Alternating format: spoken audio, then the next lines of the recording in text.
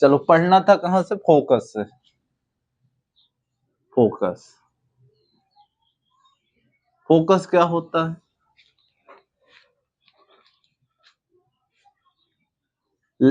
Lens के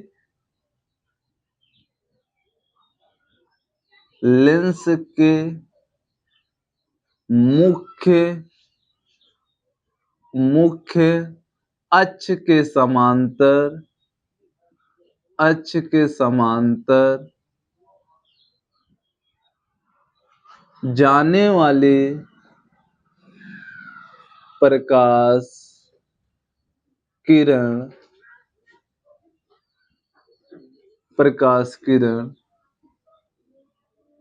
lens से अपवर्तन के पश्चात के मुख्य अक्ष के समांतर जाने वाली प्रकाश किरण लेंस के अपवर्तन के पश्चात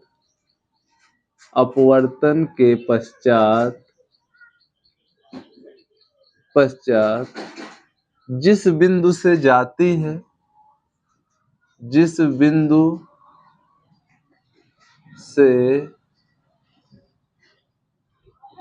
मुख्य के पश्चात मुख्य अक्ष के जिस बिंदु से जाती है, मुख्य अक्ष के जिस बिंदु से जाती है, जिस बिंदु से जाती है या आती हुई प्रतीत होती है, आती हुई प्रतीत होती है, प्रतीत होती है, होती है लेंस का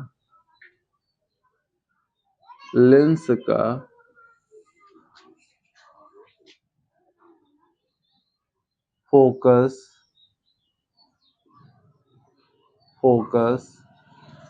कहलाती है।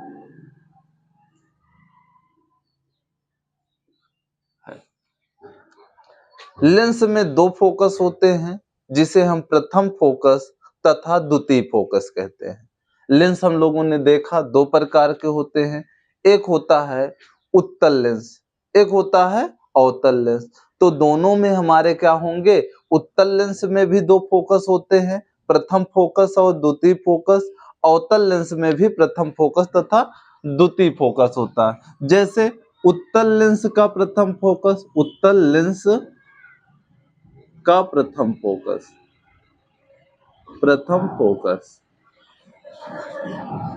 फोकस क्या होगा? जैसे उत्तल लेंस में मुख्य अक्ष के जिस बिंदु से एक बिंदु से जाने वाली प्रकाश किरण अपवर्तन के पश्चात मुख्य अक्ष के समांतर हो जाती है, उस बिंदु को उत्तल लेंस का प्रथम फोकस कहते हैं। उत्तल लेंस का प्रथम फोकस, उत्तल लेंस का प्रथम फोकस जिसे हम F1 से प्रदर्शित करते हैं। मुख्य अक्ष के जिस बिंदु से जाने वाली प्रकाश किरण अपवर्तन के पश्चात मुख्य अक्ष के समांतर, इस अक्ष के समांतर हो जाती है, उस बिंदु को हम क्या कहते हैं? प्रथम फोकस कहते हैं। इसे हम किससे प्रदर्शित करते हैं? F1 से प्रदर्शित करते हैं। इसके बाद अवतल लेंस का प्रथम फोकस, क्या? अवतल लेंस का प्रथम फोकस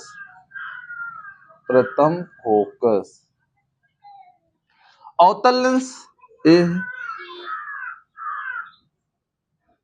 अवतल लेंस ए मान लेते हैं मुख्य अक्ष है। मुख्य अक्ष के जिस किसी एक बिंदु पर आती हुई वह प्रकाश किरण जो अपवर्तन के पश्चात मुख्य अक्ष के समांतर हो जाती है, उस बिंदु को हम क्या कहते हैं? अवतल लेंस का प्रथम फोकस कहते हैं। जैसे ये देखो, प्रकाश किरण मुख्य अक्ष के इस बिंदु पर आ रही थी, लेकिन अपवर्तन के पश्चात कैसे चली गई? मुख्य अक्ष के समांतर चली गई। तो इस बिंदु पर ये प्रकाश किरण आती हुई प्रतीत हो रही थी। अगर ये अपवर्तित ना होती तो कहां पर जाती? इसी बिंदु से होकर जाती। तो जिस बिंदु पर आती हुई प्रकाश किरण, मुख्य अक्ष के जिस बिंदु पर आती हुई प्रकाश किरण अपवर्तन के पश्चात मुख्य अक्ष के समांतर हो जाती है, उस बिंदु को हम अवतल लेंस का प्रथम फोकस कहते हैं। दूसरा, उत्तल लेंस का द्वितीय फोकस। उत्तल लेंस का द्वितीय फोकस। उत्तल लेंस का द्वितीय फोकस, जैसे उत्तल लेंस है, ये मुख्य अक्ष है, ये प्रकाशिक केंद्र है। मुख्य अक्ष के समांतर आने वाली प्रकाश किरण अपवर्तन के पश्चात जिस बिंदु से जाती है, मुख्य अक्ष के जिस बिंदु से जाती है, उसे हम उत्तल लेंस का द्वितीय फोकस कहते हैं। जैसे देखो, ये प्रकाश किरण क्या हो रही है? मुख्य अक्ष के समांतर जा रही है। अपवर्तन के पश्चात मुख्य अक्ष के जिस बिंदु से जाती है, उस बिंदु को क्या कहते हैं? हम द्वितीय फोकस कहते हैं। इसके बाद अवतल लेंस का द्वितीय फोकस। अवतल लेंस का द्वितीय फोकस।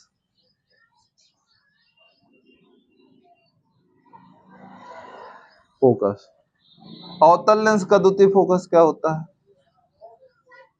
मुख्य अक्ष के समांतर जाने वाली प्रकाश किरण, मुख्य अक्ष के समांतर जाने वाली प्रकाश किरण अपवर्तन के पश्चात जिस बिंदु से जाती हुई प्रतीत होती है, जिस बिंदु से जाती हुई प्रतीत होती है, उस बिंदु को क्या कहते हैं? द्वितीय फोकस कहते हैं, और अवतल लेंस का द्वितीय फोकस कहते हैं। जैसे मुख्य अक्ष के समांतर जा रही प्रकाश किरण, अब वो अपवर्तन होगा तो अपवर्तित होकर ऐसे चली जाएगी, ये मुख्य अक्ष पर कहीं पर प्रतिच्छेदित नहीं। इसकी अगर हम काल्पनिक रेखा बढ़ाएंगे तो इधर यहाँ पर एक बिंदु पर क्या करेंगे? सभी रेखाएं मिलेंगी, मिलती हुई प्रतीत होंगी। तो इसको हम क्या कहते हैं? अवतल लेंस का द्वितीय फोकस कहते हैं। समझ में आया? उत्तल लेंस का प्रथम फोकस मुख्य अक्ष के जिस बिंदु से जाने वाली प्रकाश किरण अपवर्तन के पश्चात मुख्य अक्ष के समांतर हो जाती है, उस बिंदु को प्रथम फोकस कहते हैं। अवतल लेंस का प्रथम फोकस मुख्य अक्ष के जिस बिंदु पर आती हुई प्रकाश किरण अपवर्तन के पश्चात मुख्य अक्ष के समांतर हो जाती है, उस बिंदु को क्या कहते हैं? हम अवतल लेंस का प्रथम फोकस। उत्तल लेंस का द्वितीय फोकस मुख्य अक्ष के समांतर आने वाली प्रकाश किरण अपवर्तन के पश्चात जिस बिंदु से जाती है, उसे हम उत्तल लेंस का द्वितीय फोकस कहते हैं। अवतल लेंस का द्वितीय फोकस मुख्य अक्ष के समांतर आने वाली प्रकाश किरण अपवर्तन के पश्चात जिस बिंदु से जाती हुई प्रतीत होती है, उस बिंदु को क्या कहते हैं? द्वितीय फोकस कहते हैं। लिख लीजिए, इतना लिख लिए। चलिए आगे हम देखते हैं फोकस तल। फोकस तल, फोकस तल क्या होता है? मुख्य अक्ष के लंबवत फोकस पर खींचा गया तल क्या कहलाता है? फोकस तल कहलाता है। जैसे मुख्य अक्ष के लंबवत, मुख्य अक्ष के लंबवत, लंबवत, लंबवत फोकस, फोकस पर खींचा गया तल, खींचा गया तल, तल फोकस तल कहलाता है, फोकस तल कहलाता है। इसके बाद फोकस दूरी है, फोकस दूरी प्रकाशिक केंद्र, प्रकाशिक केंद्र, केंद्र से फोकस के बीच की दूरी, की दूरी फोकस दूरी कहलाती है, फोकस दूरी कहलाती है।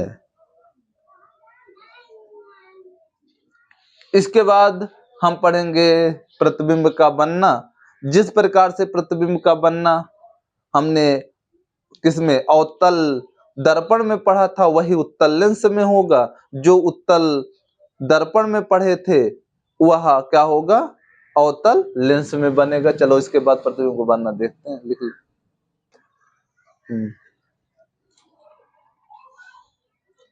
चलिए यहां पर जाने, लेंस के मुख्य अक्ष के समांतर जाने वाली, वाली यहां नहीं लिखे गया है, लिख लीजिए।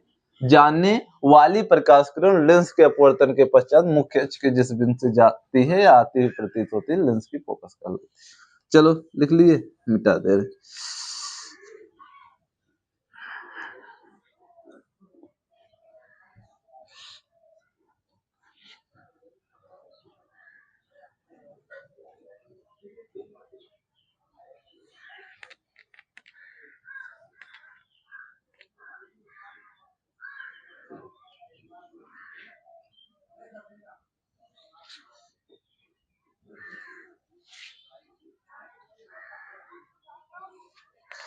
चलो हम देखते हैं लेंस में प्रतिबिंब का बनना। लेंस में प्रतिबिंब का बनना।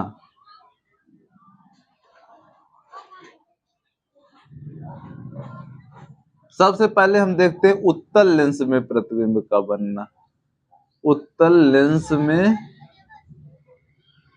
प्रतिबिंब का बनना।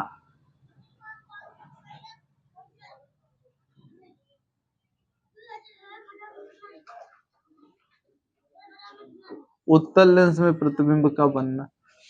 उत्तल लेंस में जो हम लोगों ने दर्पण देखा था, जो अवतल दर्पण में प्रतिबिंब जिस प्रकार बनता था, सेम वही प्रतिबिंब उत्तल लेंस में भी प्रतिबिंब बनता है। जैसे उत्तल लेंस में हम लोग देखते हैं, उत्तल लेंस में क्या होता है, जो बीच में मोटा किनारे पर पतला होता है उसे उत्तल लेंस कहते हैं। इसके मध्य बिंदु में क्या होता है, प्रकाशिक केंद्र होता है।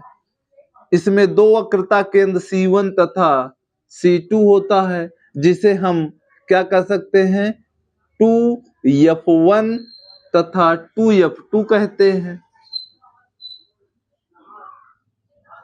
इनसे जाने वाली प्रकाश किरण को मुख्य, इस मुख्य अक्ष, इन दोनों को मिलाने वाली रेखा को मुख्य अक्ष कहते हैं। यहां पर दो फोकस भी होता है, F1 तथा F2 होता है। अब कंडीशन, एक बार वस्तु अनंत पे रहेगा, 2F तथा अनंत के बीच में रहेगा, 2F में रहेगा, 2F1 तथा F1 के बीच में रहेगा, F1 पे रहेगा प्रकाशिक केंद्र तथा फोकस के बीच। इसमें भी कितने कंडीशन होते हैं, 6 कंडीशन होते हैं। जिस प्रकार से हमारा किस में होता था, अवतल दर्पण में 6 कंडीशन होता था, सेम उसी प्रकार से इसमें भी कंडीशन है। उसमें भी वास्तविक बनता था, इसमें भी वास्तविक बनता है। उल्टा बनता था, इसमें भी उल्टा बनता है। ना, तो इसमें छोटा बड़ा उसमें भी बनता था, इसमें भी छोटा बड़ा बनेगा, और एक कंडीशन पे सीधा बनता था, इसमें भी उस कंडीशन पे सीधा बनता है। सेम उसी प्रकार से चलो हम देखते हैं। पहला, जब वस्तु अनंत पर हो, जब वस्तु अनंत पर स्थित हो, अनंत पर स्थित हो, तो जब वस्तु अनंत पर स्थित होता है तो हमने बताया है कि अनंत पे है तो वहां से समांतर प्रकाश किरण आते हैं। समांतर प्रकाश किरण जो होता है अपवर्तन के पश्चात कहां से होकर जाता है आप लोग जानते हैं, द्वितीय फोकस से होकर जाएगा। तो यहाँ पर प्रतिबिंब बनेगा। प्रतिबिंब कैसे बनेगा? बहुत छोटा बनता है, बहुत छोटा, उल्टा बनता है, वास्तविक बनता है। चलो, जब वस्तु हम लिखेंगे क्या? जब वस्तु अनंत पर स्थित होता है तब वस्तु का प्रतिबिंब कहां पर? F2 पर या फोकस पर बहुत छोटा, उल्टा तथा वास्तविक बनता है ना। तो हम लिख लेंगे, लिखाएं कि लिख लोगे? हाँ, लिख लीजिएगा। तो चलो दूसरी स्थिति, जब वस्तु अनंत, जब वस्तु अनंत तथा 2F1 के बीच हो, के बीच स्थित हो, बीच स्थित हो। इस कंडीशन पे देखो, अब वस्तु हमारा कहां पर स्थित है?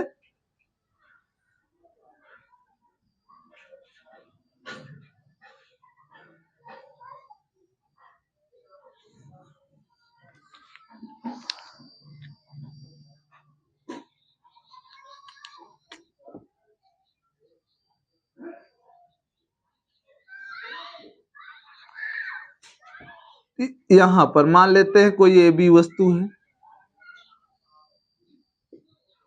ए बी वस्तु है। वस्तु से समांतर जाने वाली प्रकाश किरण अपवर्तन के पश्चात कहां से होकर जाती है? फोकस से जाती है।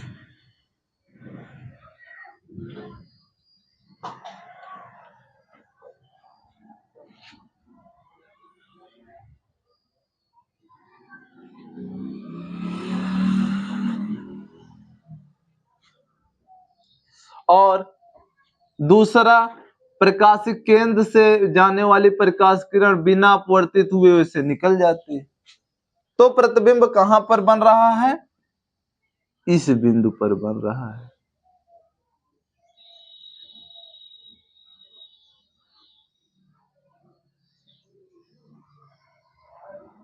यहां पर मान लेते ए डैश बी डैश है।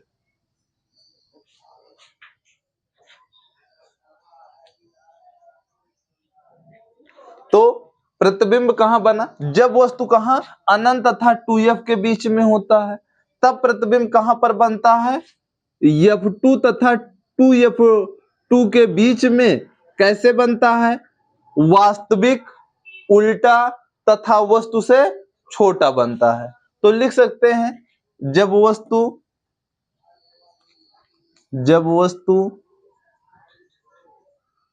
वस्तु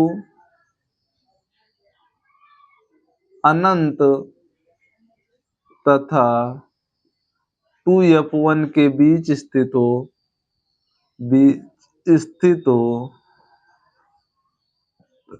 तो वस्तु का प्रतिबिंब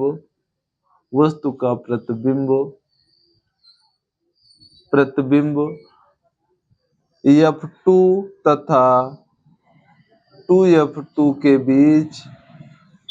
बीच कैसा बनता है? वास्तविक,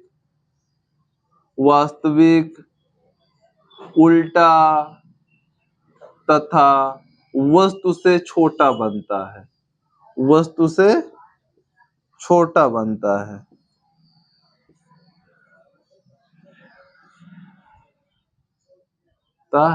वहां पर हम लोग जब दर्पण पढ़ रहे थे तो वहां पर हम दो लोग देखे थे, अवतल दर्पण में भी जब वस्तु अनंत तथा वक्रता केंद्र के बीच स्थित होता तब वस्तु का प्रतिबिंब वक्रता केंद्र तथा मुख्य फोकस के बीच में ही कैसा बनता था, वास्तविक उल्टा तथा वस्तु से छोटा बनता था। सेम उसी प्रकार से यहाँ पर भी वास्तविक उल्टा तथा वस्तु से छोटा बनता, जो हमारा दर्पण में बनता था, किसमें, अवतल दर्पण में, वही सारा प्रतिबिंब इसमें कहां बनता है, उत्तल लेंस में बनता। सेम जैसे तीसरा कंडीशन मान ले है, जब वस्तु 2f1 पे हो, जब वस्तु 2f1 पर हो, पर स्थित हो। जैसे देखो ये मान लेते हैं, ये क्या है हमारा उत्तल लेंस है,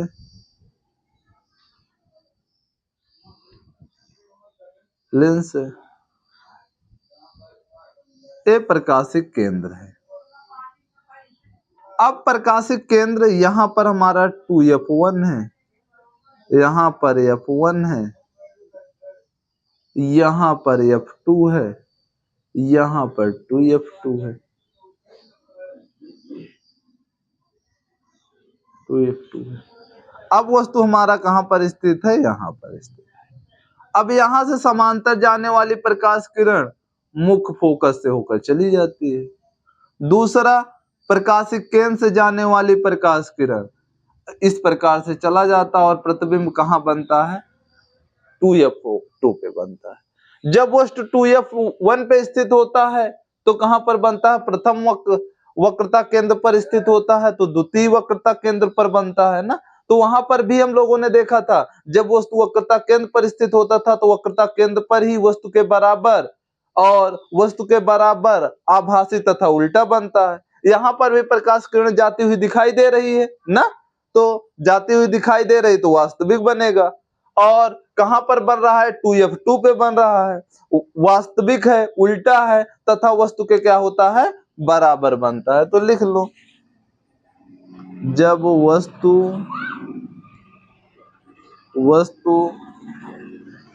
2f1 पर स्थित हो तो वस्तु का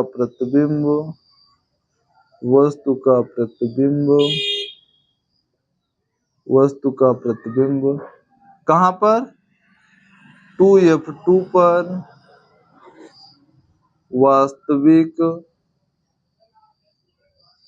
वास्तविक उल्टा तथा वस्तु के बराबर बनता है। इसके बाद चौथा कंडीशन, जब वस्तु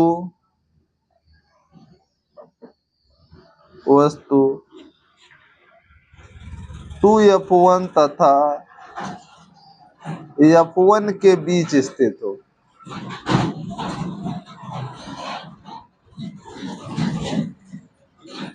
इस कंडीशन पे जब वस्तु कहां पर स्थित हो,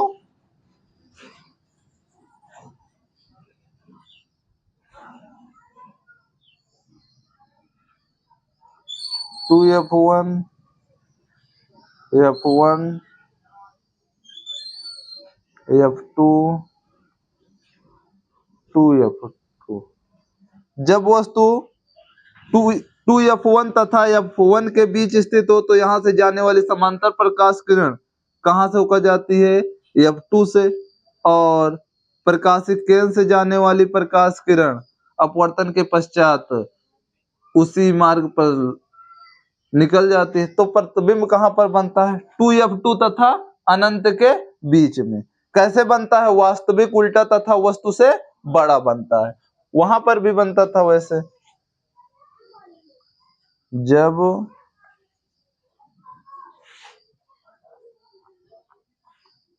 वस्तु 2F1 तथा F1 के बीच स्थित होता है, स्थित हो तो वस्तु का प्रतिबिंब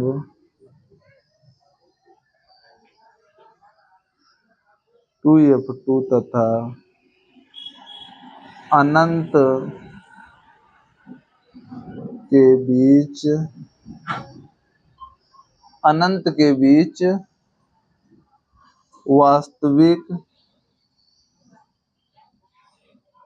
उल्टा तथा वस्तु से बड़ा बनता है, वस्तु से बड़ा बनता। पांचवा कंडीशन जब वस्तु F1 पर स्थित हो,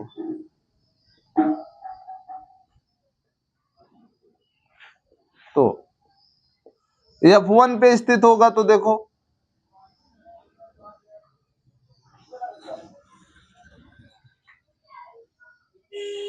F1 है, A2F1 है, F2 है, 2F2 है। वस्तु यहाँ पर स्थित है, यहाँ से चलने वाली समांतर प्रकाश किरण मुख्य फोकस से चली जाएगा और प्रकाशिक किरण ये दोनों समांतर निकल जाएंगे तो प्रतिबिंब कहाँ पर बनेगा? अनंत पे। कहाँ पर बनेगा? अनंत पे। जब वस्तु F1 पर स्थित होता है तो वस्तु का प्रतिबिंब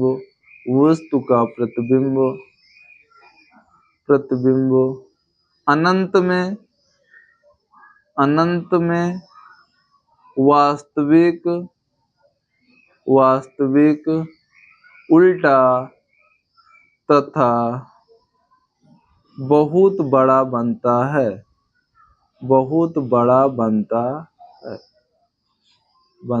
है।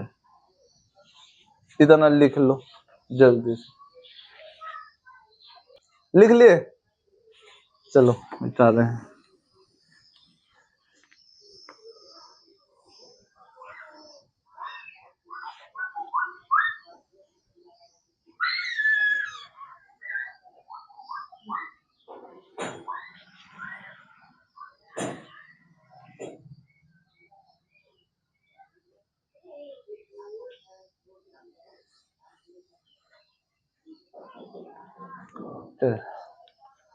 छठवां कंडीशन, लास्ट कंडीशन, जब वस्तु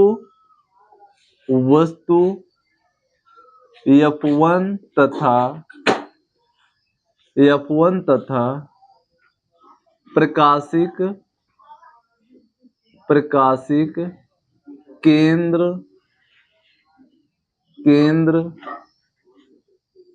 के बीच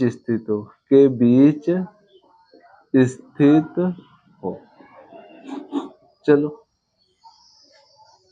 ए मान लेते हैं क्या है? दर्पण है। वो सारी दर्पण नहीं, लेंस है। कौन सा लेंस? उत्तल लेंस।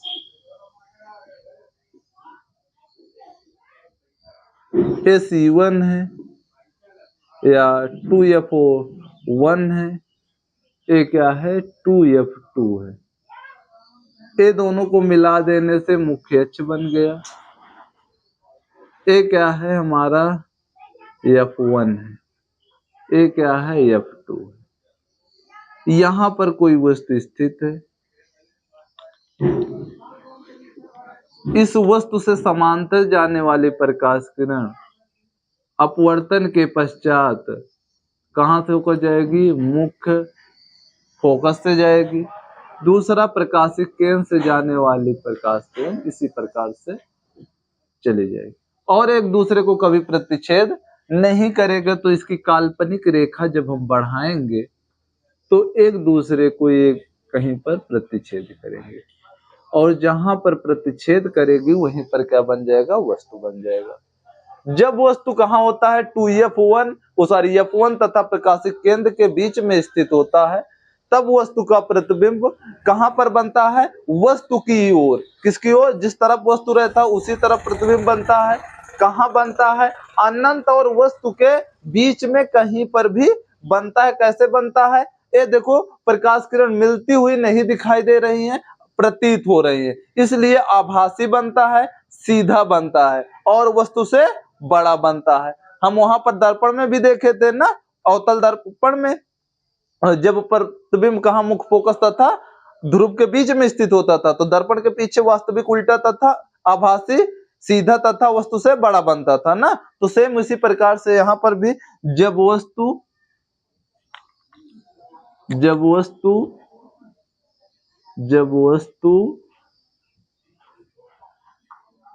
f1 तथा प्रकाशिक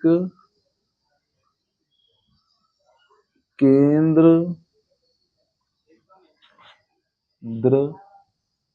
के बीच स्थित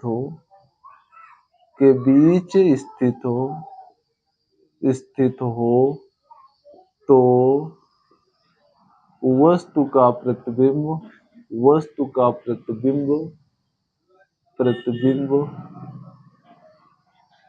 वस्तु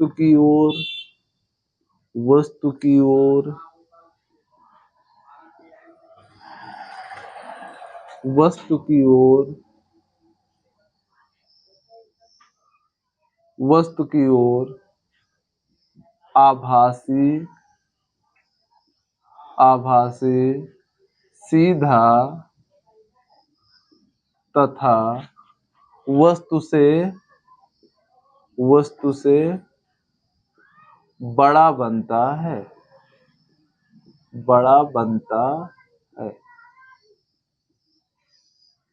चलो अब देखेंगे किसमें? हम देखेंगे अब अवतल लेंस में प्रतिबिंब का बनना।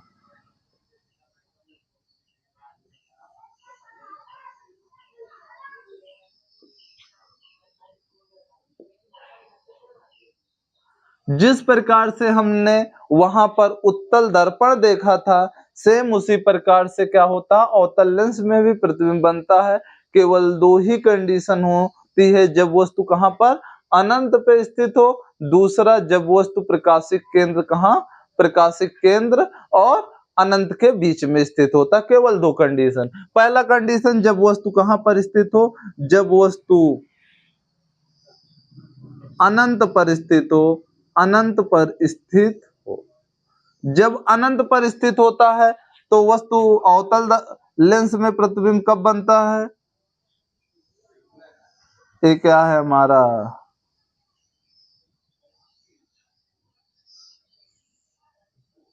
चलो ये मान लेते हैं मुख्य अक्ष है। वस्तु अनंत पे स्थित, तो यहाँ से आने वाली समांतर प्रकाश आएंगी और ये अपवर्तित होकर इस प्रकार से निकल जाएंगी और काल्पनिक रेखा इसके कहां से? इसके द्वितीय फोकस से होते हुए जाएगा और यहीं पर क्या बनेगा? प्रतिबिंब बनेगा। जब वस्तु अनंत पर स्थित होता है तब वस्तु का प्रतिबिंब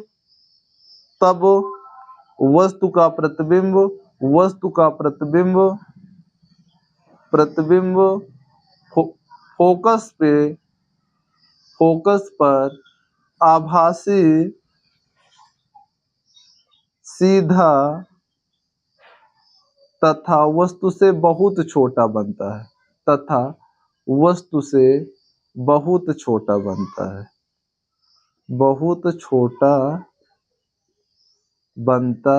है। जल्दी लिख लो, दूसरा कंडीशन बता दो।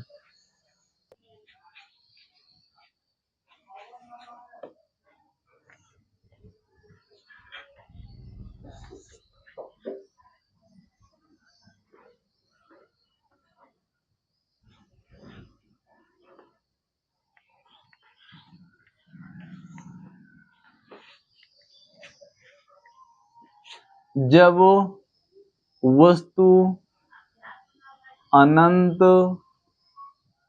तथा प्रकाशिक केंद्र के बीच स्थित हो, बीच स्थित हो। चलो, हम अवतल लेंस में प्रतिबिंब का बनना पढ़ रहे हैं।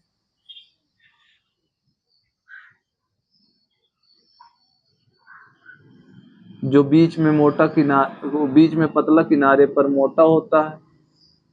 ए हो गया 2f2। प्रतिबिंब कहां पर है? यहां पर 2f2। प्रतिबिंब वस्तु यहां पर है, वस्तु ए बी है।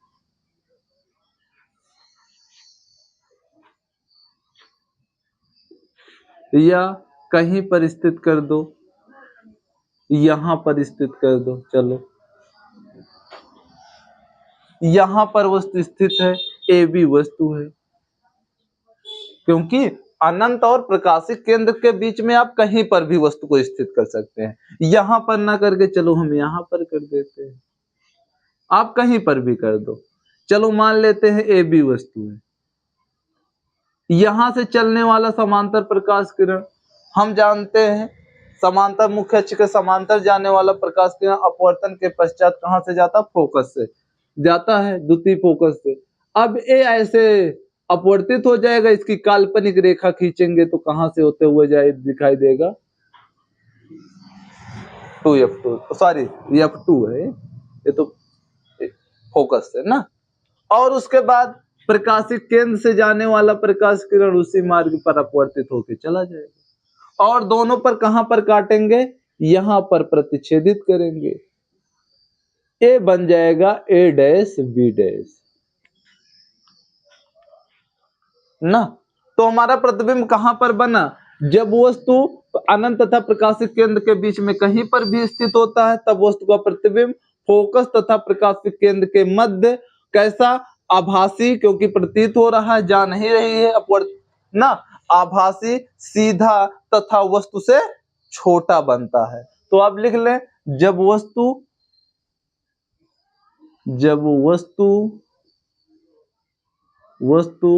अनंत तथा प्रकाशिक केंद्र के बीच स्थित हो तो वस्तु का प्रतिबिंब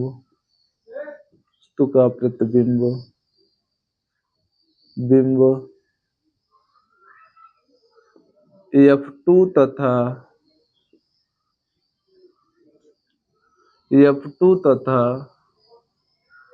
प्रकाशिक केंद्र के मध्य आभासी, सीधा तथा वस्तु से छोटा बनता है। चलो लिख लो, प्रतिबिंब का बनना हो गया। इसके बाद है लेंस का सूत्र। लेंस के सूत्र का निगमन करा दें। चलिए, आपके सिलेबस में निगमन नहीं है, करा दें। चलिए भी पढ़ लीजिए, उसके बाद में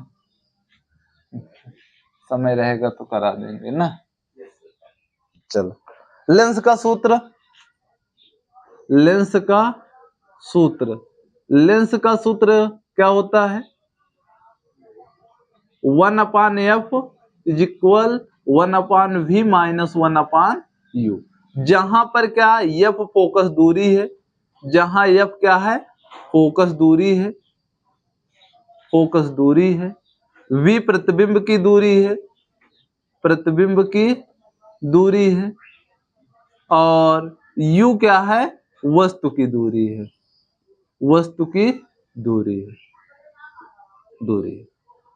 इसके बाद है लेंस के सूत्र के बाद लेंस का आवर्धन।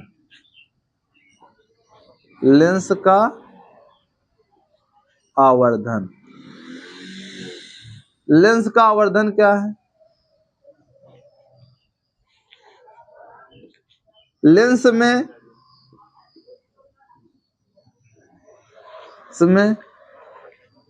प्रतिबिंब की लंबाई, प्रतिबिंब की लंबाई तथा वस्तु की लंबाई के अनुपात को लेंस का आवर्धन कहते हैं। आवर्धन कहते हैं। इसे यम से प्रदर्शित करते हैं। इसे यम से प्रदर्शित करते हैं।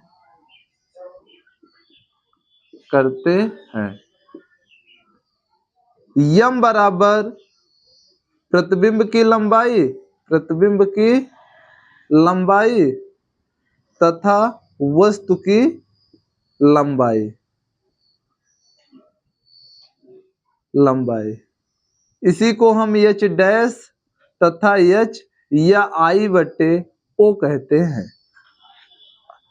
प्रतिबिंब की दूरी तथा वस्तु की दूरी में जो संबंध होता है यम बराबर आई अपान ओ, ये होता है वी बटे यू। जबकि हमने उसमें दर्पण में देखा था माइनस वी अपान यू होता था। क्या होता था?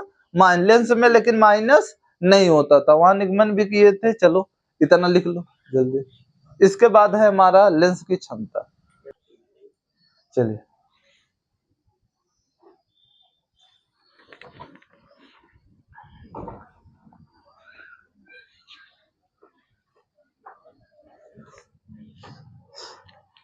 लेंस की क्षमता। लेंस की क्षमता क्या है? लेंस प्रकाश को जितना अपसरित एवं अभिसारित करता है वो उसकी लेंस की क्षमता कहलाता है। जितना अभिसरित या अपसरित करेगा उतना ही ज्यादा उस लेंस की क्षमता होगी। तो प्रकाश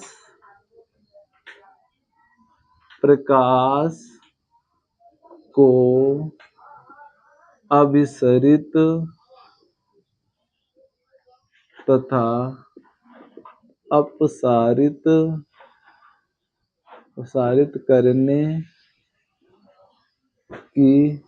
करने को लेंस की क्षमता कहते हैं।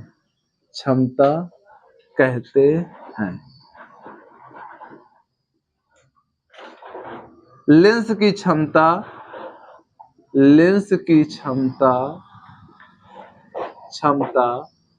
फोकस दूरी के व्युत्क्रमानुपाती होता है। फोकस दूरी के व्युत्क्रमानुपाती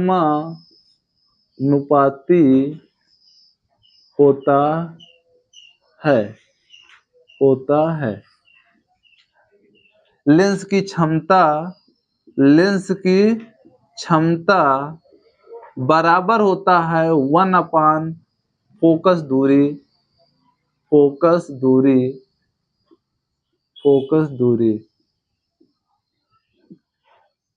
दूरी मीटर में,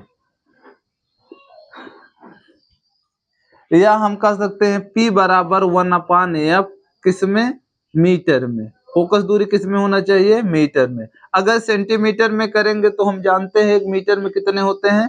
100 सेंटीमीटर होते हैं। तो कितना हो जाएगा? 100 बटे एफ, किसमें? सेंटीमीटर। इस लेंस की क्षमता का मात्रक जो होता है, लेंस की क्षमता का मात्रक जो होता है वो होता है डायोप्टर